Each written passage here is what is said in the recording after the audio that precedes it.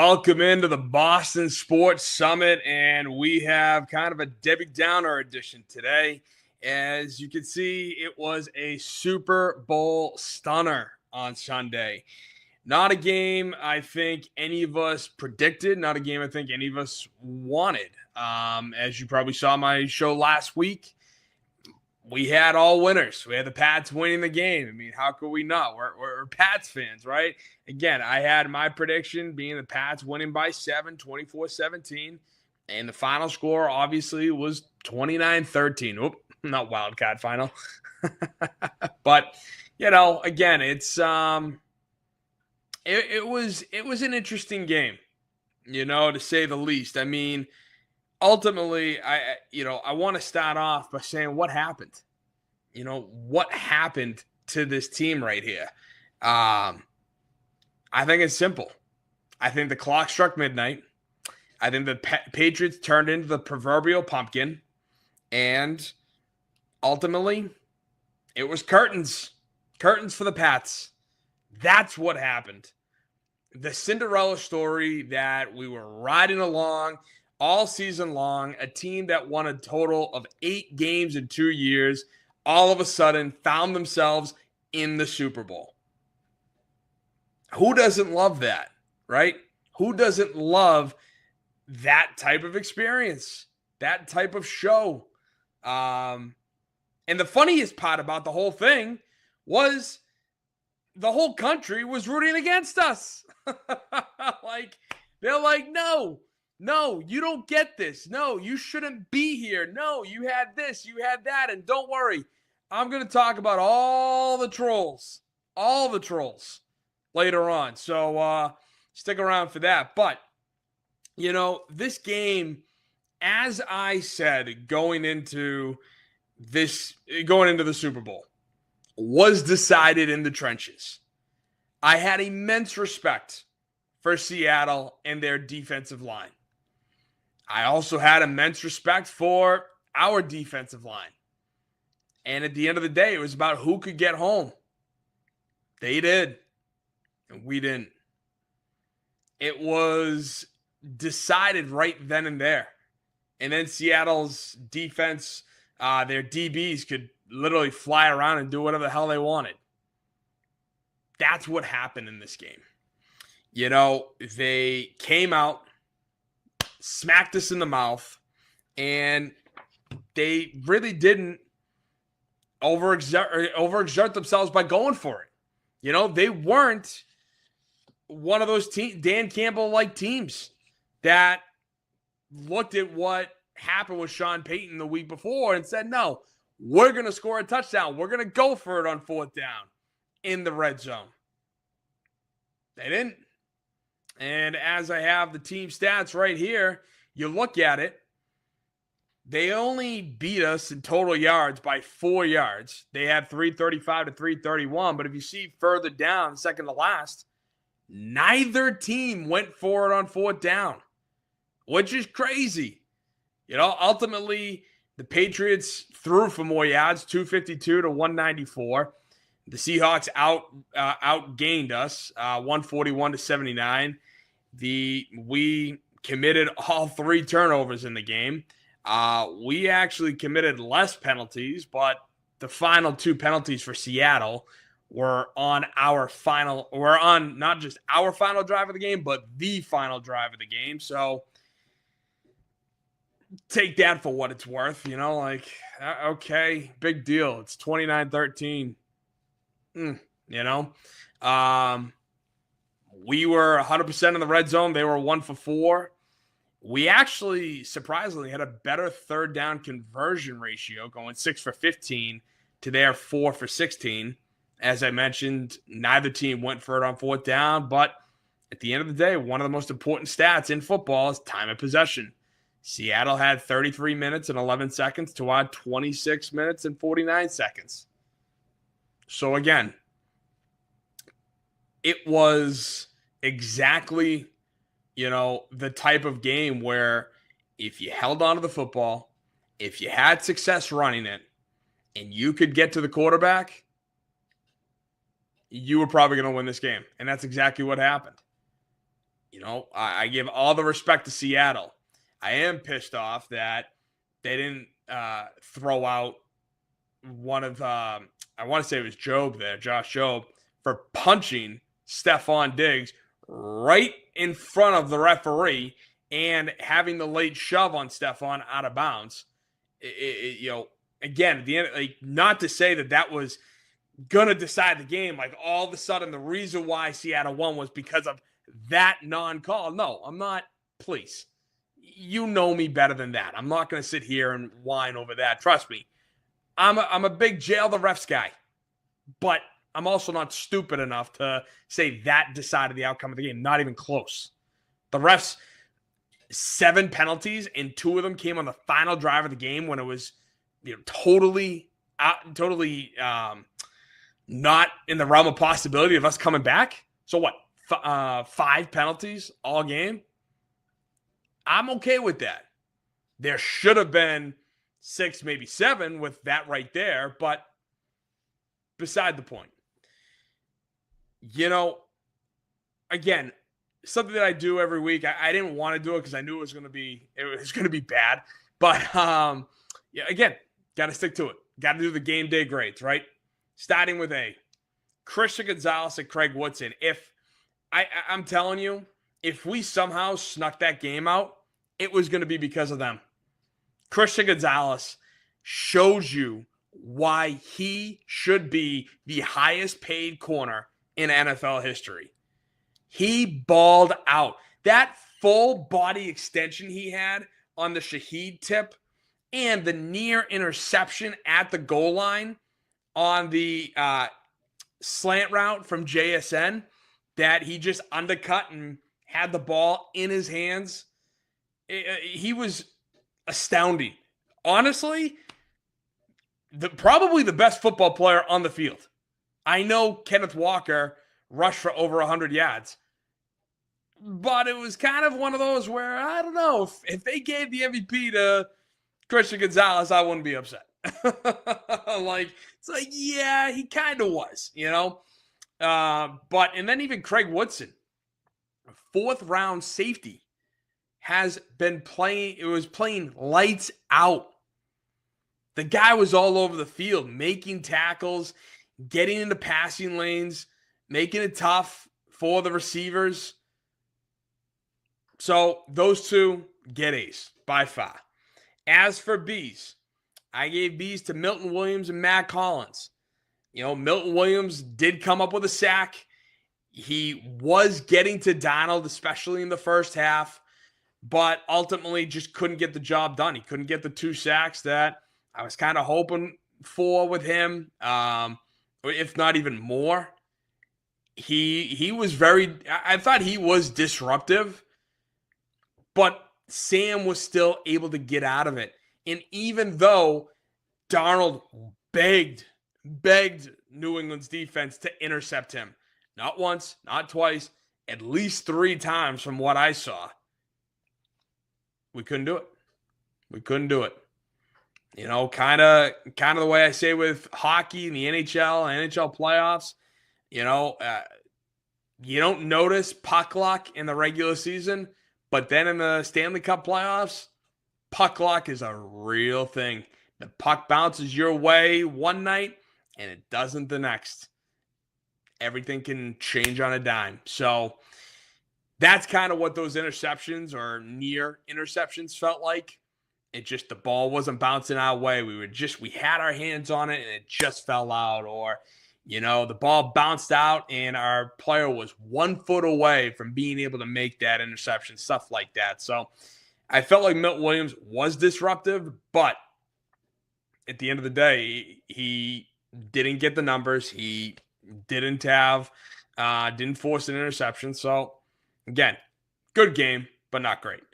And then Matt Collins. Matt Collins has always been reliable. I thought he was very good run blocker all season. Reliable for Drake May. Drake May throws it high. He goes up and gets it. That catch between 3 Seattle defenders I thought was amazing. Hell of a throw, hell of a catch. And then obviously the deep ball for the first touchdown for the Patriots. And look, At least we didn't get shut out. Was phenomenal. Just to track that ball, see it into his hands, and then hold on to it as he's going to the ground. Good game by Matt Collins. And now for C's. C's, I gave Robert Spillane, Christian Barmore. So for them, they couldn't find success against the run game. Stopping Kenneth Walker is what I'm trying to say here. Kenneth Walker didn't have the best game going up the middle, so good credit there, to the middle of the defense. But Spillane he seemed to have to step slow. He, just kept missing by that much, and he was a crucial guy as part of our run defense. Same with Christian Barmore. I say with him as the run defense, but also him getting home. He was lined up on Anthony Bradford multiple times. He was lined up on their center a number of times. And here I am preaching and saying how these are the guys you need to go after. This is the worst guy you could think of. The worst right guard in the league. I'm being hyperbolic, but you know what I'm saying. And yet it didn't work out. It didn't happen like that. And that's what bothers me. That's what bothers me about this. So average games for them. And now for the worst of the worst. So first, we got to go with the letter D. Get a D+, D-.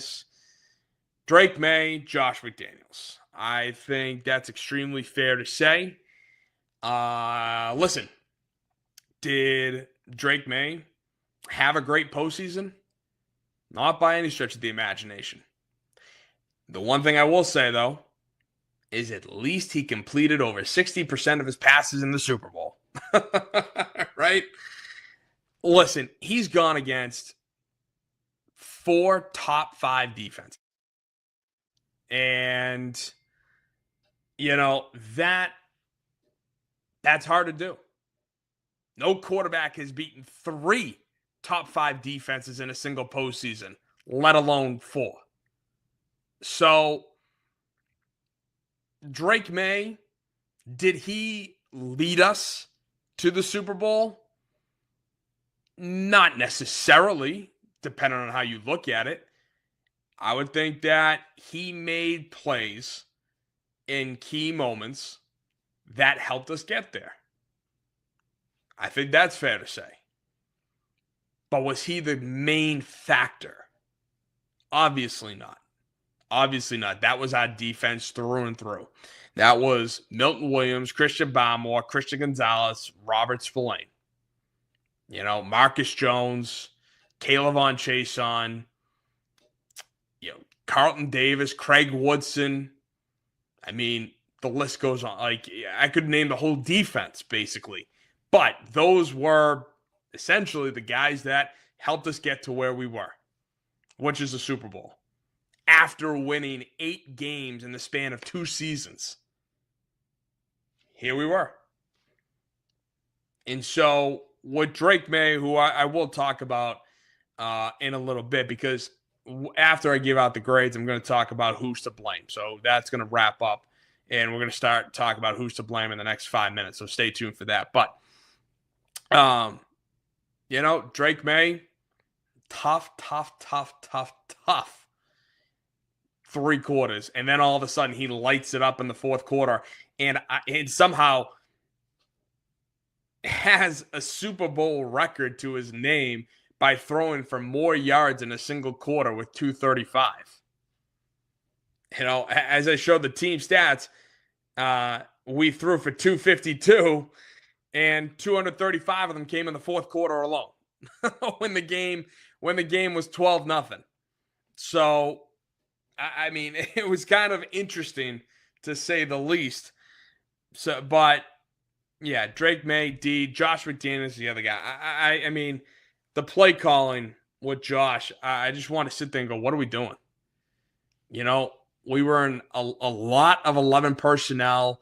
We ran the jumbo package once, gained 20 yards, and then it was nowhere to be found for the rest of the game. So, just what was the mindset? What was going on?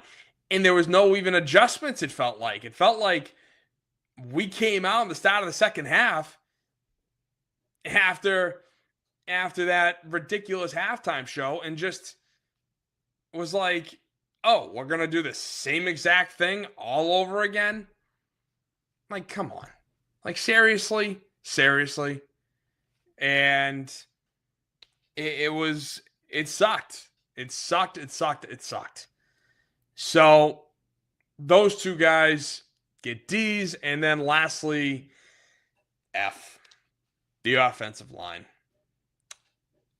And yes, I will specifically call out the left side of the line. That's primarily the biggest issue that we face right now. You know, with Will Campbell and Jared Wilson, they did not have good games. Now, Next Gen Stats saying 14 pressures by Will Campbell, I thought was absurd. You know, I watched that game back, and I'm sorry. He had a lot of pressures, but not 14. You know, like, what are we doing here? So, yeah, it was just a horrendous game. Drake May, you could tell, was jittery. You know, he was nervous. There was a lot of emotions going on with him. You know, not to mention the whole shoulder and now having to deal with no protection at all. You know, I heard, I think it was David Andrews tell a story about how Tom Brady, it could be David, it could be somebody else, so forgive me for this, but I want to say Tom Brady was the quarterback in this situation. It might have been Brock Purdy. Hell, you know, somebody. Regardless, the quarterback of the team gave the offensive line cars, and they thought it was great, this, that, and the other. Well, it turned out they gave him a car, and he paid for a 1-year lease. So it's like, come Christmas time, again, you know, can we re-up that? No. So, yeah, I just thought that was pretty funny. But that to me says, like, all right, Drake May, hey, yeah, I got you guys the gift card or gift certificate. Yeah, can I have that back? No, he wouldn't do that. But just, you know, for the horrendous performance, nah, again, he wouldn't do that. No one would do that. It's just, you know, thought it would be funny. But yeah, so moving on now to the next kind of, who is to blame? I think that's a great question. Who is to blame for this? And I think there are a lot of factors. I think, as I mentioned earlier, our defensive line could not get home.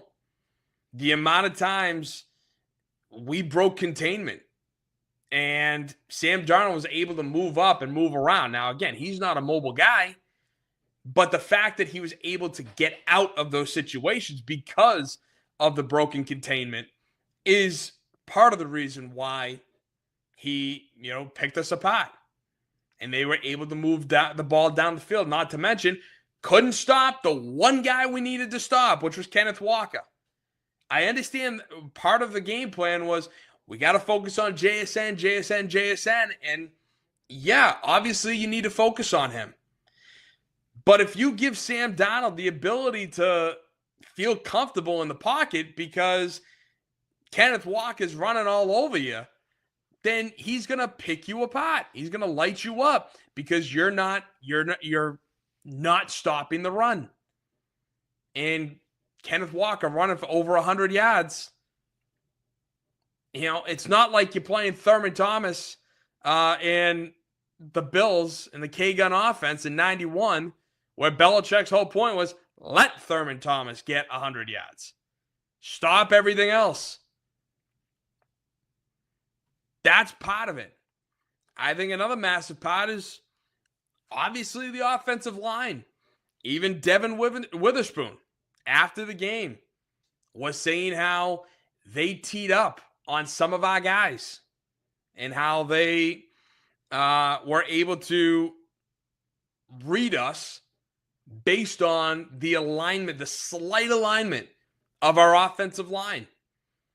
I think Witherspoon, I don't think he called out anybody specifically, but, on X going into it, somebody pointed out, when the Patriots would go through the A gap, Mike Owenu had a slight lean to his left.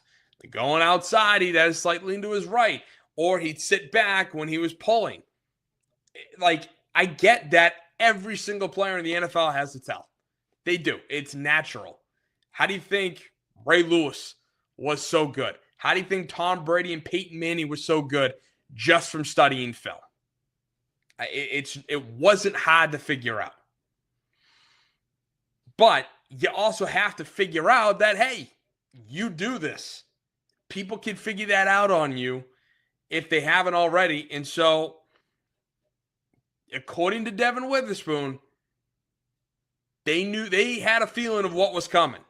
They had a read on us. And that doesn't mean, our entire offensive line sucks or, hey, listen, we got here at the end of the day. But there's a reason why I gave the offensive line an F. Drake May officially became the most sacked quarterback in postseason history. He had 5, 5, 5, and 6.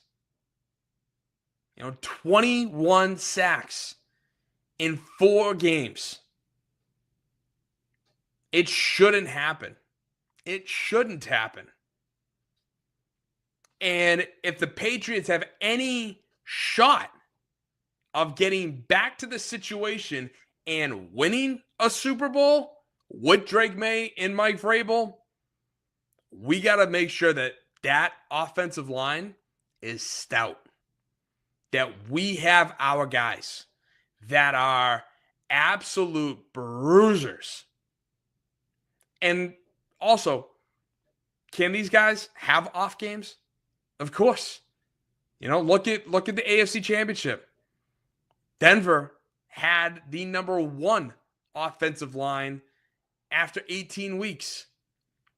And look at how we manhandled them. We made Jarrett Stidham freak out a number of times. So, and could the snow have been a part of it? Could the weather have been a part of it? Sure, absolutely. But I don't think it was as big of a part as just Denver had a bad game. For whatever reason it was. They weren't prepared for what Christian Barmore, Milton Williams, Caleb Von Chason were doing. And so I think, too, that that's an issue. Will Campbell, I talked about him giving the grade for the F. And listen, as much as he gave up all those pressures, I've heard from the low of 8, and obviously I mentioned the high of 14, which I find absolutely absurd and ridiculous. But even still, if you think that 14 and then you hear 8, you're like, oh, see, it wasn't that bad. It wasn't 14 bad. Yeah, well, 8 is still a lot. And 8 would have been a career high for Will Campbell. His previous career high was 5. 5 pressures in a single game. But the also thing you have to take into account, which is not me bailing him out by any stretch of the imagination. I don't do that. I don't like doing that. But at the same time, I also have to take in everything, which is, dude was playing off a torn MCL. He was still dealing. It was completely torn. And he got healed up just enough. And they let him play. Which, looking back, I would have liked to have seen if, hey, not just for the Super Bowl, but could he have been held out longer? And could we have still gotten further? Could we have had Vidarian Lowe, who was playing pretty decently. Not great, but decently. Decently enough to get by. And I think it would have been interesting to have Vidarian Lowe in this game.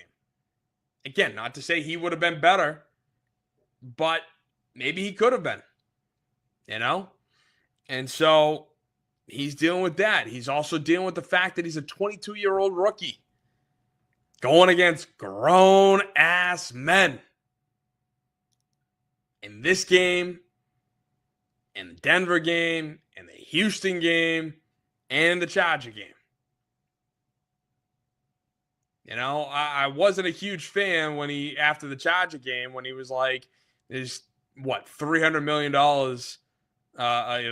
on the defensive line there, trying to say that, oh, well, there's a reason why I didn't do so well, and it's because they were that much better, this, that, and the other. It's like, yeah, but come on, kid. And so I don't fault him for being a rookie. I get it. But I hope he understands where he's at, what just happened, and how to move on. How to be that guy. Right? How to learn. And even Teron Armstead, all pro, has said publicly, Will, come and work out with me. Let's go. We'll get you lifting. We'll get you moving. We'll get your technique right. And then you're going to be an all-pro. So I hope he takes him up on that offer. And I hope that Will Campbell gets it done. So it's just a few things that I look at. And I'm like, okay, did Will Campbell suck? Yeah. But, here's some other factors that we need to think about. Okay? And yeah, I'll join the fight and be like, yeah, he didn't play well. I think that's fair to say. But I also look at the other stuff too. And then moving on, Drake May. Drake May to blame. Dude had a bum shoulder. I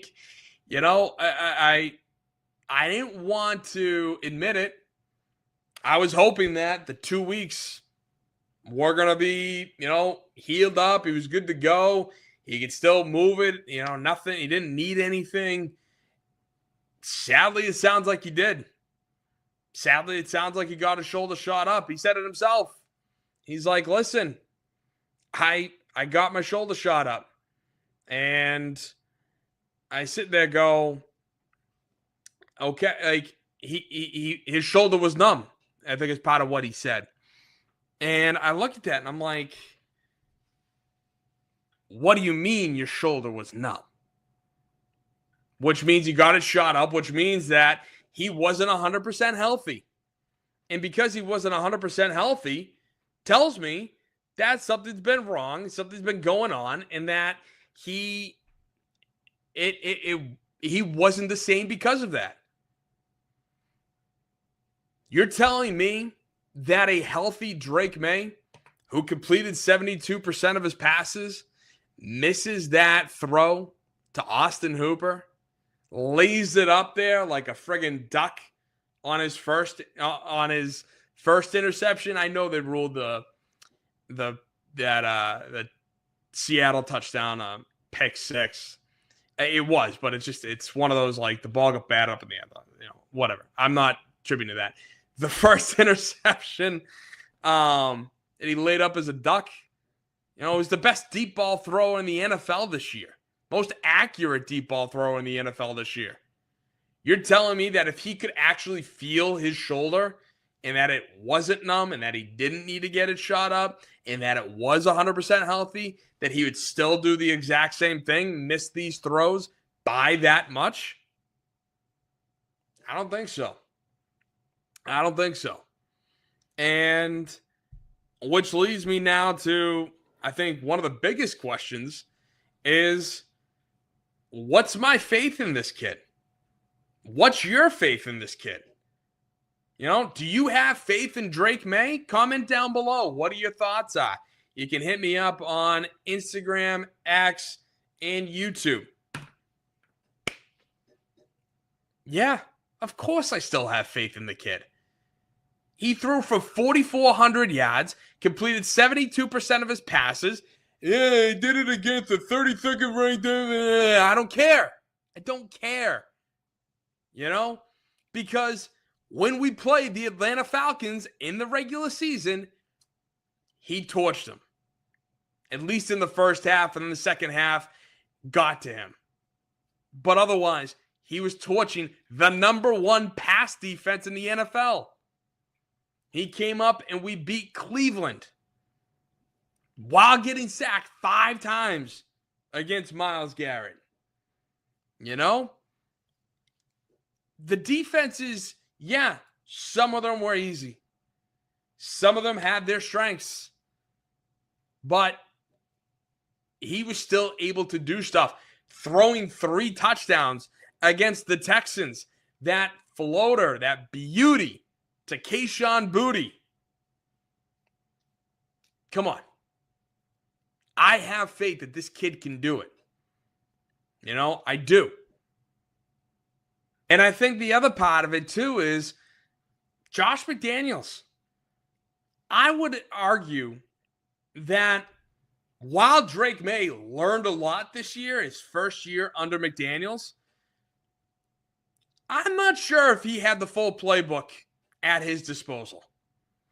I think there were still things that Josh is like, listen, you're still learning, you're still,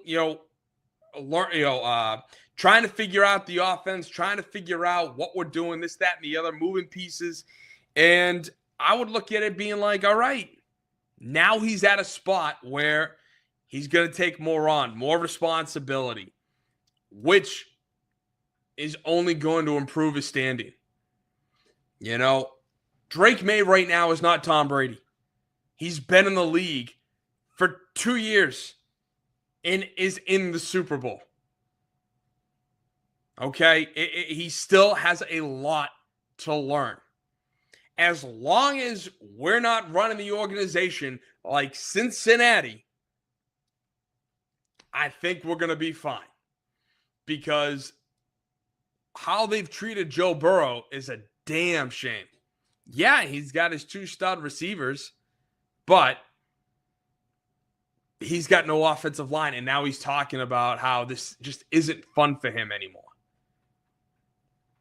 If we don't give Drake May a solid offensive line, and guys are getting home and all these types of things, then we could see the same thing 5 years from now. But right now, as it stands, I like Drake May. I have faith. I do. I think Drake May is going to be one of, if not the top 2 quarterbacks in the NFL. They just put out the MVP odds. Drake May was 3rd behind Josh Allen and Lamar Jackson. I don't know why people are still rating Lamar Jackson like he's this all-pro quarterback. I'm sorry, he's not. I don't know if it's his scheme or what, but right now, Lamar Jackson is so far down the list. Now, he's not, 15th in the league or 20th in the league, but in terms of like the top quarterbacks in the NFL right now, I've got him 10th, 11th? Let's see. Drake May, Matt Stafford, Josh Allen. How can I rate Joe Burrow? Patrick Mahomes, we're playing at Kansas City next year. When are we playing at Kansas City? Is Mahomes even going to be back by then? And if he's not, how's that going to affect him? Mahomes, as much as I can't stand him, he's a hell of a player. I'm just trying to run through my head right now of all the what I rate. You know what? I think I would rate Brock Purdy ahead of Lamar Jackson, strictly because he's been able to accomplish stuff. And might be schematically, as we saw how good Mac Jones was for a brief minute under Kyle Shanahan's system. But again, I just look at it like, at the end of the day, I got faith in May. May's our guy. And as long as as an organization, we're not doing stuff to F with him, I think he's going to be fine. And it sounds like McDaniels is going to be back for next season, which, say what you want about his play calling. I already did. I told you. I gave him a D. But having that consistency, I think is going to be huge for Drake. I think it's going to work out for him. And so, another question that I had with this is I'm replaying my show last week. I'm replaying the fact that myself, Pete, and Divish, we're all talking about how it's going to be a close game, but we think the Pats are going to win. You know, we think the Pats are going to get home to Sam Darnold. We're going to make Sam Darnold see ghosts, this, that, and the other, and the Pats going to win. Should we have seen this coming?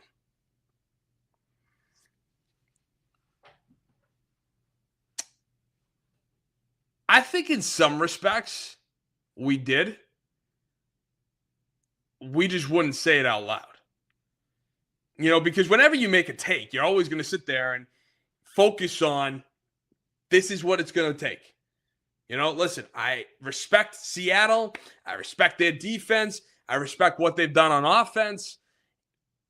But at the end of the day, I just think that the Cinderella story is going to last. And then you get the tunnel vision. You know, you start looking at it like that. You start looking at all the benefits of what the Patriots have done, you know, and how they got there. Okay, yeah, Seattle kicked the 49ers ass. They beat the Rams, and if it wasn't for that muff punt, how close would that game have been in the NFC Championship game? But even still, you know, I look at this and I'm like, maybe we should have. You know, and I'm not saying that Pete or Divish didn't see it coming. Hell, not for nothing. I was kind of keeping that all bottled up. You know, as the week later got on, I'll be honest with you, I started getting like more and more. Are we really going to do this? You know, is this really going to happen?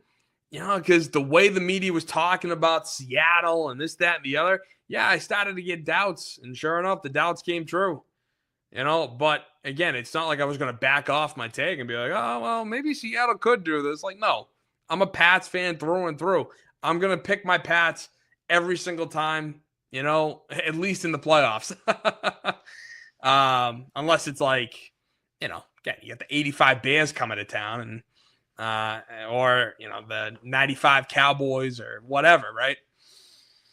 But even still, or the 2000s Ravens defense. But again, I look at this like it was a tough game. You know, it was one of those situations where, once again, our defense was keeping the Pats in it, but it just wasn't enough. It just wasn't enough. And yeah, I think we all did, but I can speak for myself when I say I don't think I wanted to admit it, you know, because I was so hell-bent on Sam Darnold seeing ghosts. You know, I can't believe we live in a freaking world where Sam Darnold and Nick Foles are Super Bowl champions. Like, that's insane to me. And I do feel bad for Sam because ESPN should not have aired that live. The whole I'm seeing ghost bit shouldn't have done that. I think that was in bad taste, and that's what affected Sam Darnold in his career. Him playing for the Jets, everything going on like that. And you know, the fallout of this game I think is interesting because Mike Vrabel said something really interesting in his post game when talking about getting this Super Bowl experience. Take a listen. Well, it's only valuable if we understand what it takes and what we're going to need to do to improve. And if we don't do that, then it won't have been very valuable. We had a really, really good year, and one that I'm proud of. But in this game, I don't think is a reflection of our year. We lost, and we were beat. We were beat, out-coached and outplayed, and give them credit. Yeah, you got to give him credit. That's number one. Number two, that very first thing that he said when asked about gaining this Super Bowl experience, if you don't learn from it, then it's useless. I love that because that is so true. Because how you look at it is number one, how you got there. Not just X's and O's, not just that, the defense, led us all the way. No. It's the fact that you got there because you were a team. And now when you got to the Super Bowl, that's when everything kind of just, our defense had a 9, held them to 9-0, held them to 1 for 4 in the red zone. Okay, like they were on top of their game. It was just our offense. But what this tells me, which is why I have so much hope, is that they saw the game and they understood, hey, we struggled on our offensive line. We struggled with our defensive line being able to get home. We didn't blitz enough. We didn't put pressure on Sam Darnold.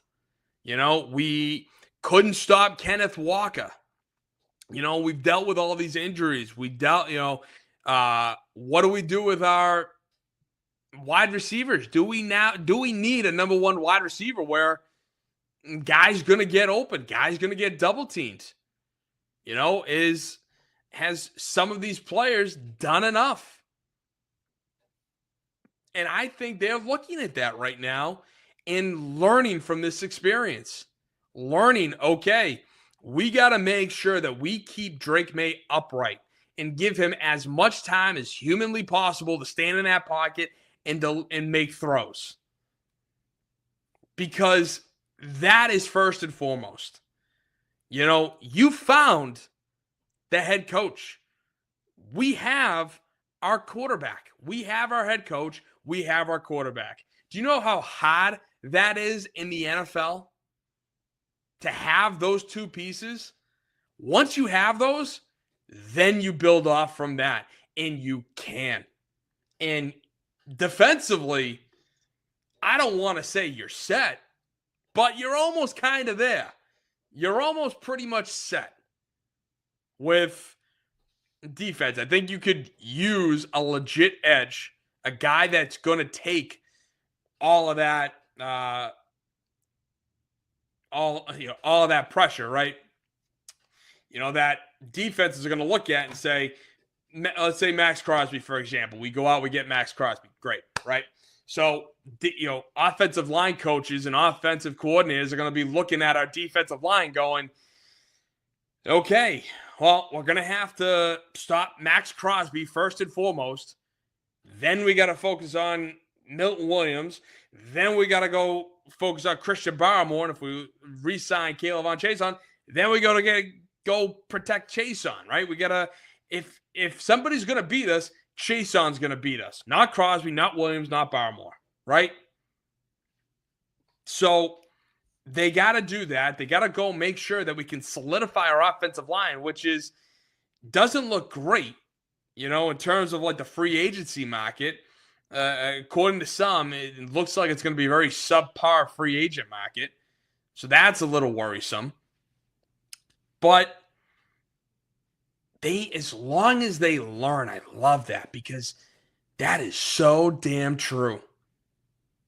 And I think they have. And I think they are. I think they are learning. And to me, that is huge. Now, the fact that we are a division winner, we're going to have a tougher schedule. Okay? It's bound to happen. We had arguably the easiest schedule. Why do you think I predicted us to win 12 games in June, as I explained last week to Pete and Divish? It was because I looked at the rosters and I'm like, listen, as long as our guys play at least average or up to par, we should win a lot of games. And we did. We won 14 of them. And then went on to win 3 more on our way to the Super Bowl. But we are going to have a tougher schedule because we are a division winner. And the funny thing is, his free agency hasn't even hit yet. The new league calendar hasn't even started yet. The draft hasn't even come yet. And I just love being the villain. I do. It's fantastic. Why? Because when you turn on the television, when you turn on ESPN, when you turn on FS1 or any of the sports stations, Good Morning NFL Network, Good Morning Football, when you turn those on, what do you hear? Do you hear, oh, Seattle this, Seattle that? Or do you hear, Drake May sucks, Will Campbell sucks, this team is now facing a tougher schedule, they're schedule merchants, they're going to go on to win, no more than 5 or 6 games next year. It's all going to be trash. Which I love. I love it. Keep giving me that ammunition because it just shows me that you don't know what the hell you're talking about. It is 3 freaking days since the Super Bowl, and it's already the Patriots suck. Why? Because they hate us. And I love it. This is why I'm a Pats fan, is because you guys will constantly talk crap. You will constantly say that, oh, Seattle this, Seattle that. And it's like, do you really think you can hurt me after what happened on Sunday?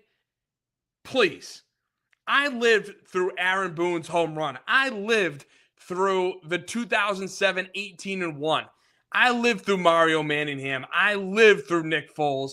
I lived through the 2019 Boston Bruins losing to the St. Louis Blues, as I've said a number of times on this show, how Jordan Binnington sold his soul to win that series. I've watched the Celtics lose in 2010 because Kendrick Perkins got hurt in Game 6. I've seen the Celtics lose in 22 or 23. Regardless, when we lost to Golden State after having what was it, 3 games to 2 lead? Okay? I've seen heartbreak. And to have this miracle season, to have something where it's wildly unexpected that we were playing these top 5 defenses and somehow still made it out with our quarterback throwing under 60%, and we still made it all the way to the Super Bowl with arguably a legitimate chance to win this game a handful of times. They hate us because they ain't us. No, people, it's so fantastic. Like, I love this stuff because it just goes to show how people hate Boston. They hate us. And it's awesome. Just come on, keep giving it to me. Because you have all these Jets fans, you have all these Bills fans, you have all these other fans out here trolling and saying, give me your tears, Patriot fans, you frauds, you schedule merchants, you phonies. Remind me, have the Bills won a Super Bowl ever? When was the last time the Jets won? Or hell, when was the last time the Jets were in a Super Bowl? We've been in a Super Bowl in 5 straight decades. We have the most Super Bowl appearances in NFL history. And yet, you want to sit there and say that, oh, it sucks to suck, you Patriots fans, you frauds. And you know what? There are videos circulating of Pats fans leaving at 19-0. Now, for the amount of money that you're paying to go and sit at a Super Bowl, like, yeah, I'm not leaving whether my team's down 7-0, 3-0, or 100-0. My ass is firmly planted into that seat until the clock strikes 000. Otherwise, lest we forget, the Chiefs in Super Bowl 59. Did their fans sit through that torture, that buzzsaw that was the Philadelphia Eagles team when the Eagles had a 40-7 lead in that game? No. They left in the third quarter. And yet, we're the ones being called frauds. And yet, all the other fans out there saying, oh, hey, the team that came back from 28-3, how soon they forget. You bums. Don't you realize that this is Drake May's second year ever? And that was Tom Brady's 16th when he did that?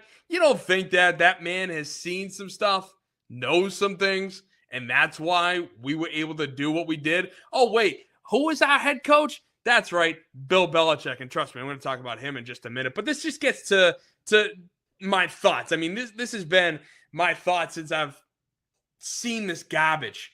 Because I look at this and think to myself, you people really want just to see us fail. And I relish in that because we live inside your heads. We have so much real estate in your heads because deep down, you know that we have our next head coach and quarterback while your teams are still trying to figure out who their offensive coordinator, who their punter is, all of that garbage. You don't even have a competent quarterback, at least most of you. And then with the Bills fans, you get to say, oh, we got Josh Allen. Yeah? Has Josh Allen been to a Super Bowl? Not even close. And you lost to Denver because Josh Allen was a freaking cowboy and just fumbling the ball left and right. Yeah, Drake May did the same thing in the same round, but CJ Stroud was that much worse. And yet Drake May still made 3 excellent throws to Diggs, Douglas, and Booty. And that's why we beat Houston. Otherwise, all the other fans out there, it feels nice. It feels nice to know that we still have so much real estate in your heads that deep down we're going to be back and we're going to win. And we're going to have the next second half, or not even second half, second New England dynasty of the 2000s. So just get ready for that, okay? Because it sounds like you're already there. The one thing, too, I want to talk about, is moving back to kind of where we were, right? So the rookies in here, we had so many rookies start for us, which is why I still have hope. Kind of going back a little bit, I still have hope because when you look at the amount of rookies and how much they played, we ended up second in total snaps by rookies. And in ESPN's rookie value, which they say, excuse me here, which is kind of a mix of things. But, Aaron Schatz on ESPN back on January 14th basically had a little bit of a formula together that ranked, the teams and their rookies, saying how the top 4 teams have a massive drop-off, and New England's the 4th team. We got a lot from our rookies. Our rookies took the second most snaps in the NFL this year. So I'm really excited about that. I understand that obviously Will Campbell, Jared Wilson being the first pair of rookies to start on the O-line in a Super Bowl. But you know what? As Mike Vrabel said, as long as they learn from what just happened, we're going to be fine. We're going to be fine. And then the last thing is,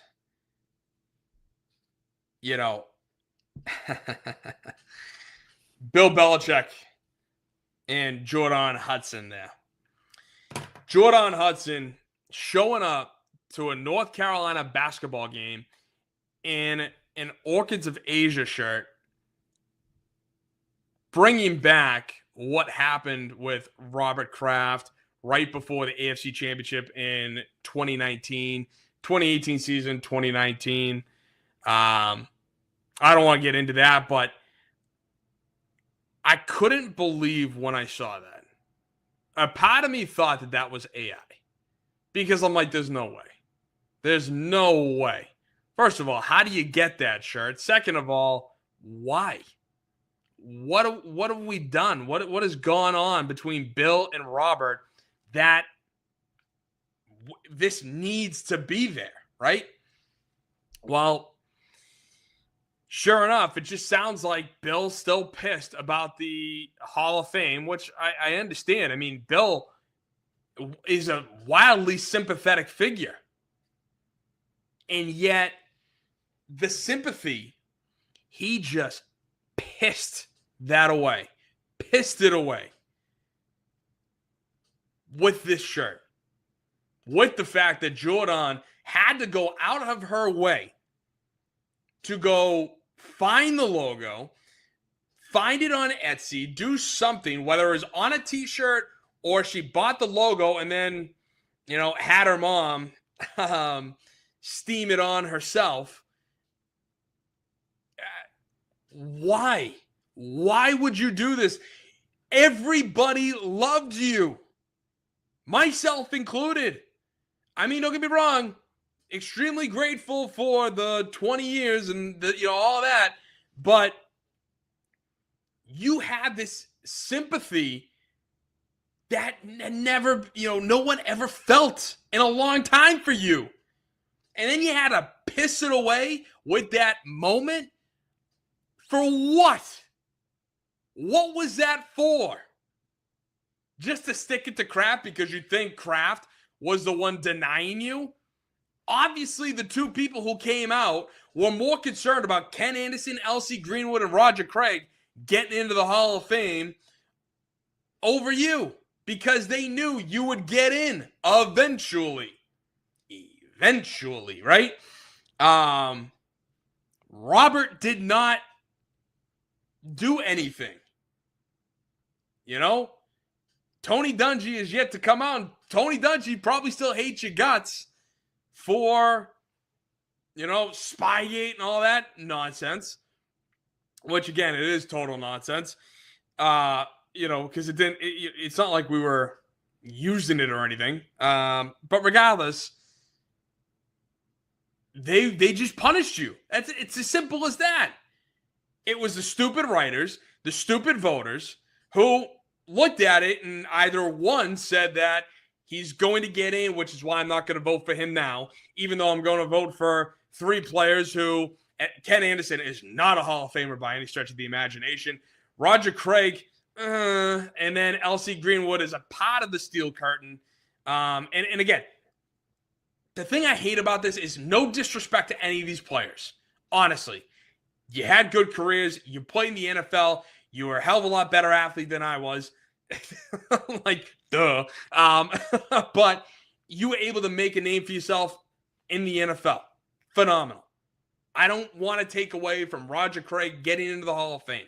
That's not my point. My point is the voters for the Hall decided to go down these routes because this is the last time those three players could have a shot. They saw that Bill obviously was a Hall of Famer and will get in, or three, that they want to punish him for Spygate, so they're going to have him sit out a year. The fact that Robert has been here a number of times, at least, well, not in the finals, but semifinals, is one of those things where I'm like, why didn't he get in? Regardless, Robert didn't even get in. Robert didn't get in. You didn't get in. So why the hell are you taking it out on Robert, Bill? I mean, come on. I understand you're petty. Hell, I know you're petty. It's not hard to see. For all the years, right? He always hated the Jets. He hated the league. All of these things. Really held those grudges. Still. And not for nothing, Bill. You should have been fired. Yeah, you sucked. You were done. You were declining. You were bringing in all your friends to coach. Only Robert forced you to have Bill O'Brien, which isn't terrible, but, you couldn't decide. You hated our quarterback, Mac Jones. Don't blame you, but at the same time, a quarterback head coach need to get along. You didn't have that. You screwed him over with Bailey Zappi. You drafted like garbage, and now it's panning out. But I don't know if it would have panned out with him here, honestly. I don't think it would have. And so that's where I look at this, and I'm like, you had all the sympathy in the world, Bill. You had it. People were on your side. You were a sympathetic figure for once in your damn life. And then you're like, nah, I'm going to piss all over that because I don't want to be sympathetic. You're too cool for school. Is that how it is? Fine. Then you know what? I don't care. I don't care. If next year you don't get into the Hall of Fame, I'm not going to sit here and whine about it. It's absurd. It's absurd that this is going on. Like, it's unbelievable to me how this pettiness. Yes, Robert posted that documentary. Actually, excuse me, this is the second time that he's a sympathetic figure, because if you actually knew all about the Patriots dynasty, you'd understand that a lot of that documentary on Apple TV was kind of garbage. While some of it might be true, a lot of it was. The biggest thing that pissed me off was the fact that the documentary tried to pin Aaron Hernandez and all of his stuff on Bill, and like that was Bill's fault that Aaron did all these things. It was stupid. I know, I get it, but to go out of your way and do this, why? What purpose did this serve outside of the sympathy for you not getting into the Hall being gone? Honestly, did you think you were going to get away with this? Did you think that, you could get to sit there and say, hey, I just met her at the game. Like, we didn't drive there together, and she was wearing that shirt. I had nothing to do with it. Obviously not. I mean, it's stupid. She's what, 24? She was in high school when this happened, maybe? Like, come on. I want to say be better, but I know it's just going to go in one ear and out the other. It's unbelievable to me, But it is ultimately, it's still nice to see that this franchise that has stepped on the necks of NFL teams for 20 years, that has destroyed 6 dynasties, and somehow got to the Super Bowl with a brand new head coach and a second-year quarterback who had an MVP season. I know he didn't win it, but come on. MVP-like season that we are so in the heads of every single NFL fan base. And you want to troll us? Fine. Because you know what? We lost. Okay, big deal. But you weren't there. 30 other teams weren't at the Super Bowl. And yet you're still wanting to step on our grave? You might want to check that grave. Because just like Bruce Wayne when he was buried alive, yeah, that grave is empty now. So, like, Batman lives because he got out of it. And that's exactly what we did. We got out of it. And like I said, I've experienced worse losses in my life. I wasn't crying. I wasn't sobbing over this loss. Did it suck? Yeah. Obviously, you got this far. Why not win it, right? But you know what?